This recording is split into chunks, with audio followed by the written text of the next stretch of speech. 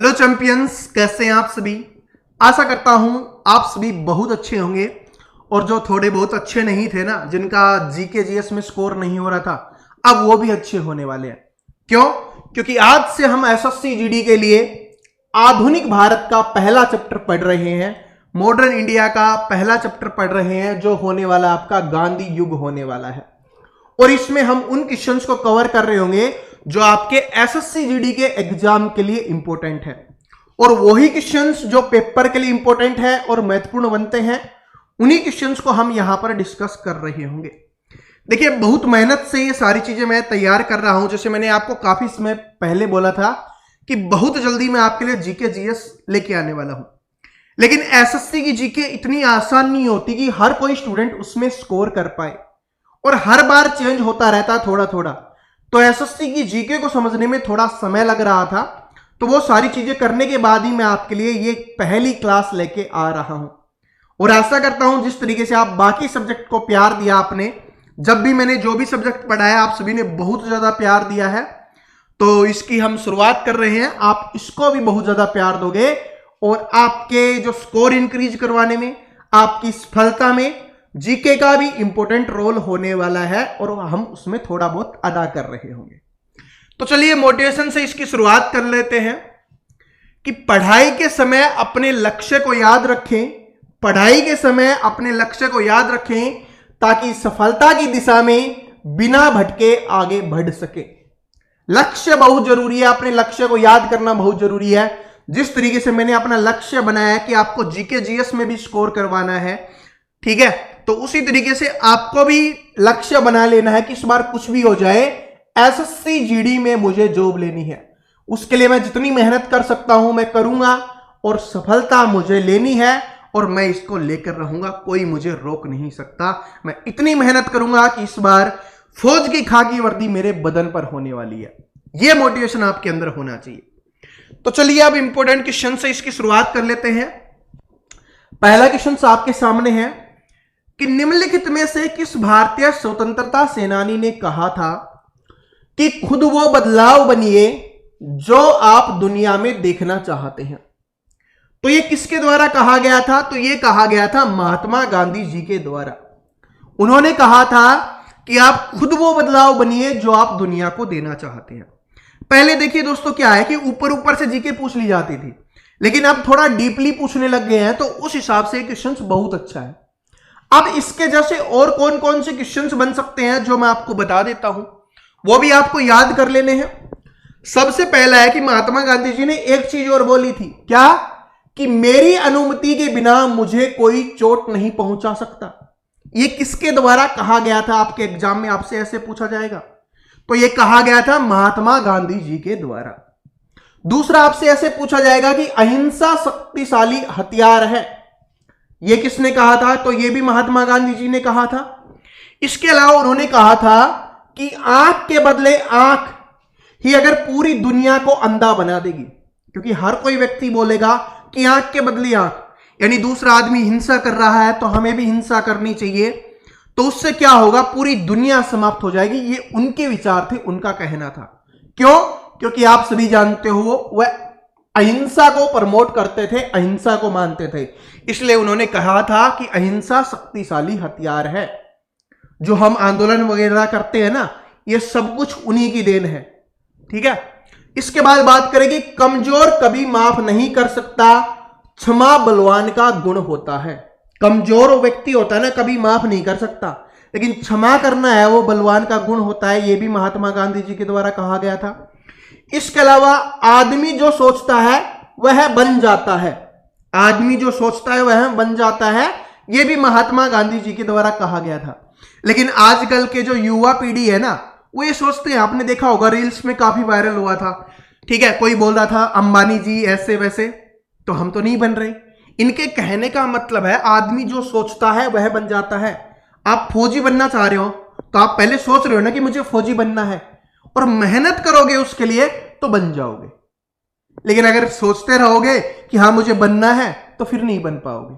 उनके कहने का मतलब यह था कि उसके लिए आपको मेहनत करनी पड़ेगी, उसके लिए आपको एक रास्ता तय करना पड़ेगा, तब जाके आपको वहां तक पहुंचा जाएगा, ठीक है। और आजकल के बहुत सारे लोग क्या होते हैं, जो व्हाट्सएप यूनिवर्सिटी वाले होते हैं ना, वो महात्मा गांधी जी को कुछ भी बोल देते हैं। ठीक है, उनको ये नहीं पता कि हमारे स्वतंत्रता संग्राम में उनका बहुत बड़ा योगदान था। भाई गलतियां हर किसी से होती हैं, ये बात आप सभी जानते हो। आप सभी अभी तो जीवन स्टार्ट किया है आपने, ठीक है, आपने भी बहुत सारी गलतियां की होंगी, तो गलतियां सभी से होती हैं, लेकिन आप उनके अच्छे कामों को देखिए, गलत कामों को मत देखिए। इसके अलावा करो या मरो का नारा भी उनके द्वारा दिया गया था, और जो उनके अंतिम शब्द थे वो थे हे राम। ठीक है, तो ये याद कर लेना, ये भी आपके एग्जाम में आपसे पूछा जा सकता है। चलो अब अगले क्वेश्चन पे चलते हैं। अगला क्वेश्चन जो हमने अभी पढ़ा वही है, और ये क्यों किया है मैंने, क्योंकि ये एसएससी के एग्जाम में लेटेस्ट पूछा गया था। एसएससी 2022 के एग्जाम में पूछा गया क्वेश्चन है। ठीक है, एग्जाम तो मुझे एग्जैक्ट ध्यान नहीं है कौन सा था, लेकिन एसएससी के एग्जाम में पूछा गया क्वेश्चन है कि करो या मरो का नारा है वो किसके द्वारा दिया गया था, किस स्वतंत्रता सेनानी के द्वारा दिया गया था। तो ये हो जाएगा महात्मा गांधी जी के द्वारा। और ये भी पूछा जा सकता है कि ये आंदोलन, क्योंकि आप थोड़ी डीपली आने लग गए ना, तो ऐसे पूछा जाएगा कि करो या मरो का नारा कौन से आंदोलन के दौरान दिया गया था। तो ये हो जाएगा आपका, ये दिया गया था भारत छोड़ो आंदोलन के दौरान। कब दिया गया था? भारत छोड़ो आंदोलन के दौरान। और यह आंदोलन कब हुआ था? यह हुआ था सन 1942 में। इसके अलावा जो सबसे ज्यादा प्रसिद्ध है वो है बाल गंगाधर तिलक जी का। तो बाल गंगाधर तिलक जी ने क्या कहा था कि स्वराज्य मेरा जन्मसिद्ध अधिकार है। स्वराज्य मेरा जन्मसिद्ध अधिकार है, ये तो आप सभी जानते ही होंगे। ठीक है, तो ये कहा था बाल गंगाधर तिलक जी ने। ठीक है, क्लियर हो गया इतना? चलो अब आगे चलते हैं। अगला क्वेश्चन है कि सरोजिनी नायडू ने महात्मा गांधी को खालिस्तान में महिलाओं को आंदोलन में शामिल होने की अनुमति देने के लिए राजी किया था। तो कौन से आंदोलन में? ठीक है, एक तो सरोजिनी नायडू जी थे, साथ में इनके एक पार्टनर और थे, उनके बारे में हम आगे पढ़ेंगे।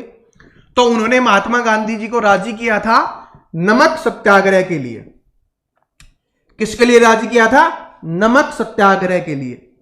ठीक है, तो ये हो जाएगा नमक सत्याग्रह। इसकी शुरुआत कहां से हुई थी? साबरमती आश्रम से। ठीक है, नमक सत्याग्रह की शुरुआत कहां से हुई थी? साबरमती आश्रम से। कब हुई थी? 12 मार्च 1930 को। यह डेट भी आप याद रख लेना।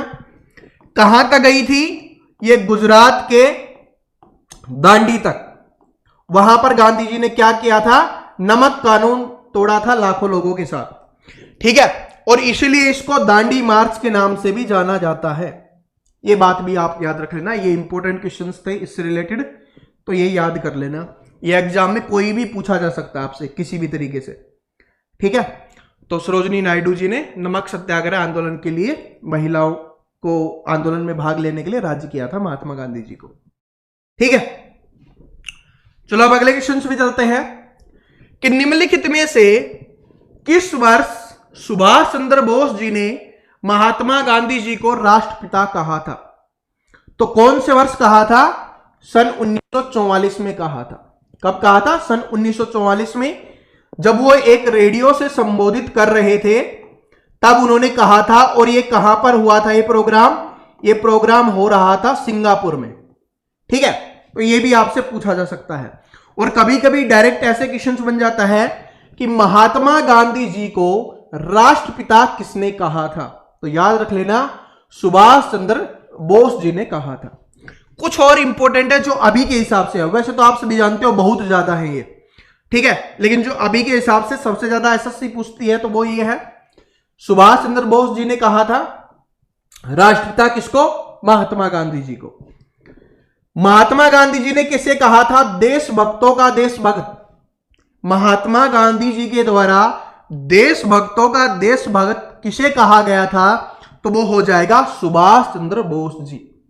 ठीक है, उसके अलावा रविंद्रनाथ टैगोर जी ने देश नायक किसे कहा था? तो सुभाष चंद्र बोस जी को ये कहा गया था। याद रख लेना, रविंद्रनाथ टैगोर जी ने देश नायक कहा था और महात्मा गांधी जी ने देशभक्तों का देशभक्त कहा था। किनको कहा गया था? सुभाष चंद्र बोस जी को।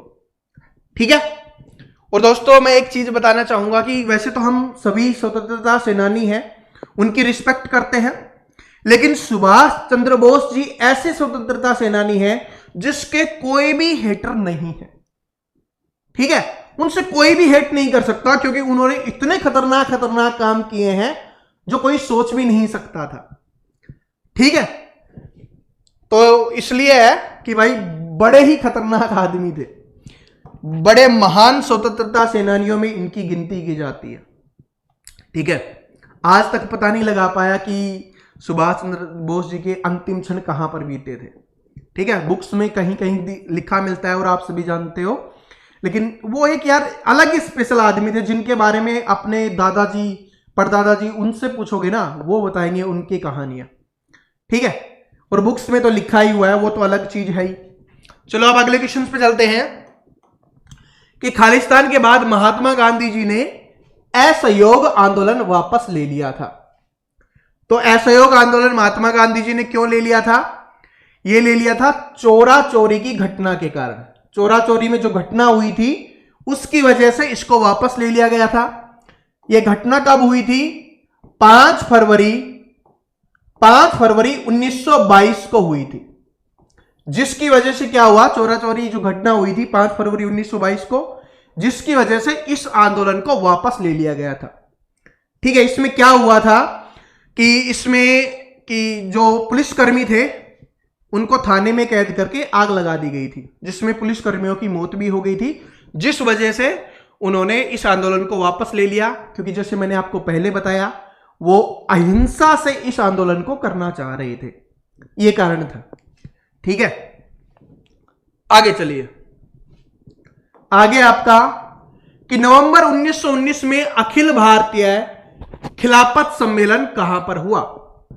तो अखिल भारतीय खिलाफत सम्मेलन है वो कहां पर हुआ? तो ये हो जाएगा आपका दिल्ली। ठीक है, दिल्ली में हुआ था। आपसे क्वेश्चन ऐसे भी पूछा जा सकता है कि भारतीय खिलाफत, ये क्वेश्चन एग्जाम में इस तरीके से भी बनता है दोस्तों कि भारतीय खिलाफत समिति है उसका गठन कब हुआ? तो वो हो जाएगा आपका नवंबर 1919 में, सॉरी क्या हो जाएगा, नवंबर 1919 में क्या हुआ, भारतीय खिलाफत समिति का गठन हुआ। और नवंबर 1919 में जो सम्मेलन हुआ था वो कहां पर हुआ था? दिल्ली में। आपसे यह भी पूछा जा सकता है कि भारतीय खिलाफत समिति के जो गठनकर्ता थे वो कौन थे? तो इसमें हो जाएगा, एक तो हो जाएगा आपका शौकत अली, ठीक है, एक हो जाएगा आपका मोहम्मद अली, और इसके अलावा हो जाएगा, एक हो जाएगा अबुल कलाम आजाद। ठीक है, अबुल कलाम आजाद। और इसके अलावा इनके 2 साथी और थे। ठीक है, उन्होंने इसका गठन किया था। और जो शौकत अली है और मोहम्मद अली है, इनको अली ब्रदर्स के नाम से जाना जाता है, अली भाइयों के नाम से भी जाना जाता है। यह भी क्वेश्चंस एग्जाम में पूछा जा चुका है। ठीक है, तो इसको भी याद रख लेना कि शौकत अली और मोहम्मद अली को अली भाइयों के नाम से जाना जाता है, अली ब्रदर्स भी बोल दिया जाता है। ठीक है, तो ये हो जाएगा। चलो नेक्स्ट क्वेश्चन देखते हैं अपना कि B.R. अंबेडकर ने महात्मा गांधी जी के साथ पूना समझौते पर बातचीत कब हुई, या पूना समझौता कब हुआ? तो ये जो पूना समझौता है वो कब हुआ था? ये हुआ था आपका सन 1932 में। ठीक है, पूना समझौता कब हुआ था? ये आपका हुआ था सन 1932 में हुआ था। ठीक है, और ये किस किस के बीच में हुआ था? महात्मा गांधी जी और अंबेडकर जी के बीच में हुआ था। इसको पूना पैक्ट के नाम से भी जाना जाता है, पूना पैक्ट या पूना समझौता के नाम से भी जाना जाता है। लेकिन एक चीज और इंपॉर्टेंट है कि इस समझौते पे जो हस्ताक्षर किए गए थे, यानी जो सिग्नेचर किए गए थे, वो महात्मा गांधी जी ने नहीं किए थे, उनके एक जो उनके साथी थे, जो उनके मतलब उनके तरफ से जो हस्ताक्षर किए गए थे, जो साइन किए गए थे, वो कौन थे? मदन मोहन मालवीय जी। मदन मोहन मालवीय जी। ठीक है, इनके द्वारा किए गए थे। तो यह भी एग्जाम में पूछा जा सकता है। ठीक है, कि ऐसे पूछा जाएगा कि पूना पैक्ट पे जो सिग्नेचर है महात्मा गांधी जी की तरफ से किसने किए थे? तो वो हो जाएगा आपका मदन मोहन मालवीय जी के द्वारा किए गए थे। कब? 1932 में। अगला क्वेश्चन आपका कि निम्नलिखित में से किसने नेताजी सुभाष चंद्र बोस जी को देशभक्तों का देशभक्त कहा था? तो ये मैं आपको बता ही चुका हूं। तो ये किसने कहा था? महात्मा गांधी जी ने। ठीक है, महात्मा गांधी जी ने कहा था देशभक्तों का देशभक्त। ठीक है, अगले क्वेश्चन पे चलते हैं। यह है अपना कि 1916 में भारतीय राष्ट्रीय कांग्रेस और अखिल भारतीय मुस्लिम लीग के बीच जो हस्ताक्षर हुए थे समझौते पर, उसको क्या कहा जाता है? तो उसको कहा जाता है लखनऊ समझौता। क्या कहा जाता है? इसको लखनऊ समझौता कहा जाता है। आपसे यह भी पूछा जा सकता है डायरेक्ट कि जो भारतीय राष्ट्रीय कांग्रेस अखिल भारतीय मुस्लिम लीग के बीच जो लखनऊ में समझौता हुआ वो कब हुआ? तो यह हुआ था 1916 में। यह भी याद रख लेना, आपसे कभी कभी डेट भी पूछा जा सकता है। तो यह हुआ था 1916 में। अगला क्वेश्चन आपका कि निम्नलिखित में से किसने मोतीलाल नेहरू जी के साथ 1923 में स्वराज्य पार्टी की स्थापना की थी? तो जो मोतीलाल नेहरू जी के साथ स्वराज्य पार्टी की स्थापना की गई थी, यह की गई थी चित्तरंजन दास, और इनको सीआर दास के नाम से भी जाना जाता है। कब की गई थी? 1923 में की गई थी। ठीक है, इसी को कांग्रेस खिलाफत स्वराज पार्टी के नाम से भी जाना जाता है। कभी कभी इसको ऐसे भी दे दिया जाता है, कांग्रेस खिलाफत, ठीक है, स्वराज पार्टी, स्वराज पार्टी। ठीक है, इसकी स्थापना किसके द्वारा की गई थी? सीआर दास यानी चित्तरंजन दास जी और मोतीलाल नेहरू जी के द्वारा की गई थी। ठीक है, थोड़े मतभेद हो गए थे जिसके द्वारा इन्होंने अपनी अलग पार्टी बनाने की घोषणा की थी और बना भी दी थी भाई। ठीक है, आगे है आपका कि किसने महात्मा गांधी जी को महिलाओं को नमक सत्याग्रह आंदोलन में भाग लेने की अनुमति देने के लिए सहमत किया था? एक तो दूसरा क्वेश्चन था अपना, एक तो देखिए ये वाला क्वेश्चन था, ठीक है, ये वाला कि सरोजनी नायडू जी ने महात्मा गांधी जी को, इसमें डायरेक्ट ही बोल दिया गया था और इसमें हमसे सिर्फ सत्याग्रह का नाम पूछा था। और एक ये वाला क्वेश्चन है अपना, इसमें क्या पूछा गया है? इसमें हमसे पूछा गया है कि नमक सत्याग्रह में, ठीक है, ये हो गया, इसमें हमसे यही पूछा गया है कि नमक सत्याग्रह में भाग लेने की अनुमति के लिए सहमत किसने कहा था? ठीक है, कि महात्मा गांधी जी सहमत हो जाइए कि महिलाओं को भी शामिल कर ले। तो एक तो सरोजनी नायडू जी हो गए, जब वो ऑप्शन में नहीं दिए जाते तो कमला देवी चट्टोपाध्याय जी हो जाएंगी। ठीक है, तो ये याद रख लेना, सरोजनी नायडू और कमला देवी चट्टोपाध्याय जी हैं। इन दोनों ने महात्मा गांधी जी को मनाया था कि महिलाओं को भी आंदोलन में शामिल किया जाए। ठीक है, ताकि महिलाएं भी आंदोलन में आए और बढ़ चढ़कर भाग ले। ठीक है, जिससे एकता मजबूत होती है, क्योंकि परिवार का हर एक सदस्य आंदोलन का हिस्सा ले रहा होता है तो आंदोलन अपने आप में मजबूत हो जाता है। जैसे आप स्टूडेंट के लिए आंदोलन होते हैं ना, ट्विटर पे होते हैं आजकल तो, ठीक है, तो उसमें सभी भाग लेते हैं तभी वो सफल हो पाता है। समझ रहे हो? तो वो चीज है। आगे चलते हैं, ये वाला क्वेश्चन है। आजकल ऐसे क्वेश्चंस भी आने लग गए हैं कि लैंग्वेज का ज्यादा इंपॉर्टेंट रोल होने लग गया है। क्या है कि जलियांवाला बाग हत्याकांड 13 अप्रैल 1919 के उत्तर प्रभाव के रूप में निम्नलिखित में से कौन सी घटना घटित हुई, यह अपने को बताना है। तो इनमें से कौन सी घटना है वो घटित हुई थी? तो यह हो जाएगा ब्रिटिश सरकार द्वारा हंटर आयोग की नियुक्ति। ठीक है, ब्रिटिश सरकार द्वारा हंटर आयोग की नियुक्ति की गई थी, बाकी ये कोई भी नहीं है। अब यहां पर इंपॉर्टेंट क्वेश्चन क्या बनता है कि जलियांवाला बाग हत्याकांड कब हुआ? तो ये तो आप सभी जानते हो कि 13 अप्रैल 1919 को हुआ था। कहां पर हुआ था? ये पंजाब के अमृतसर शहर में हुआ था। पंजाब के अमृतसर शहर में हुआ था, यह भी पूछा जा सकता है आपसे। ठीक है, ये है, और जिसमें भाई काफी लोगों ने अपनी जानें गंवाई थी। ठीक है, और इसमें यह भी पूछा जा सकता है कि इसका ऑर्डर किसके द्वारा दिया गया था? जो गोलियां चलाने का आदेश है वो किसके द्वारा दिया गया था? तो यह हो जाएगा आपका यहां पर जनरल डायर के द्वारा। लेकिन मैं आपसे एक क्वेश्चन पूछना चाहता हूं, हमारे किस देशभक्त ने जो जनरल डायर है उनकी गोली मारकर हत्या की थी। जनरल डायर को गोली मारकर हत्या किसके द्वारा की गई थी, यह आपको कमेंट सेक्शन में बताना है। हमारे भारत के कौन वीर थे जिन्होंने इनकी हत्या की थी, यह आपको बताना है। आगे देखिए क्या है कि निम्नलिखित में से कौन खिलाफत आंदोलन के नेता थे। यह मैं आपको बता चुका हूं, अगर आपने ध्यान से पढ़ी होगी क्लास आपको पता होगा।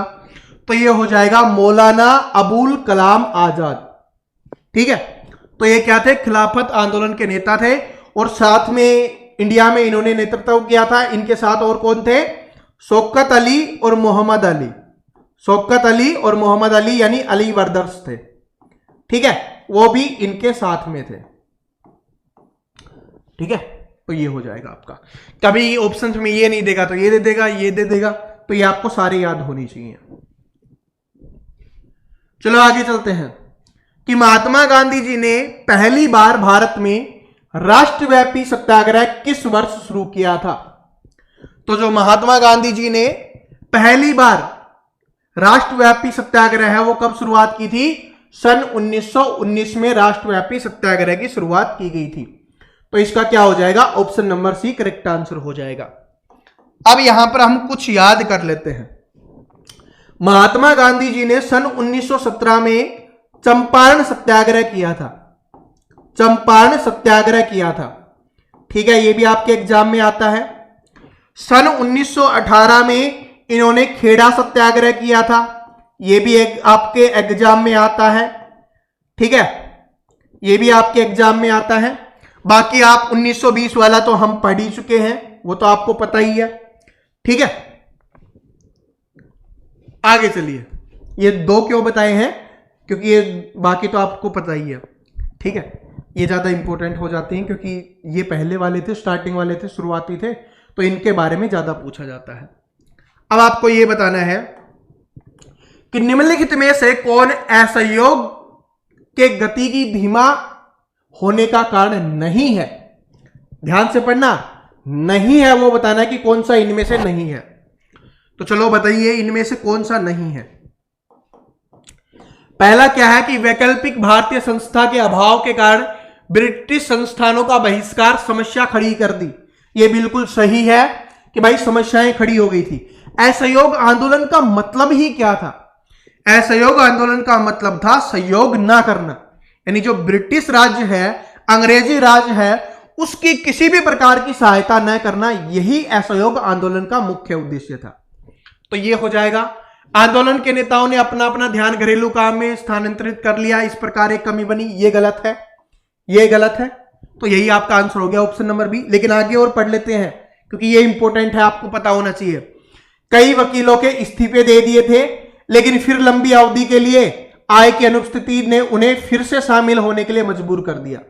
यानी बहुत सारे वकीलों ने उस समय इस्तीफे दे दिए थे कि हमें नौकरी नहीं करनी, लेकिन यह आंदोलन काफी लंबा चलता हुआ जा रहा था, जिसकी वजह से उनको दोबारा क्या है ज्वाइन करनी पड़ी, क्योंकि पैसे खत्म हो गए थे भाई, खाने पीने के लाले पड़ गए थे, तो फिर तो करना ही पड़ेगा। तो इस वजह से उन्होंने फिर से ज्वाइन कर लिया था। ठीक है, खादी का कपड़ा अक्सर बड़े पैमाने पर उत्पादित मील के कपड़े की तुलना में अधिक महंगा होता था और गरीब लोग इसे नहीं खरीद सकते थे, क्योंकि उस समय मकसद क्या था कि जो ब्रिटिश सरकार से बनी हुई चीजें है ना, वो हमें कुछ भी नहीं लेनी। ठीक है, तो फिर अपनी देश में बनी हुई चीज पहननी पड़ेगी, तो खादी वस्त्र पहनने पड़ेंगे, जो उस समय काफी महंगे आते थे, अभी भी आप जानते हो महंगे आते हैं। तो जो गरीब लोग थे वो उसको अफोर्ड नहीं कर पा रहे थे। तो ये भी एक कारण था जिसकी वजह से असहयोग आंदोलन क्या हुआ, कमजोर पड़ा।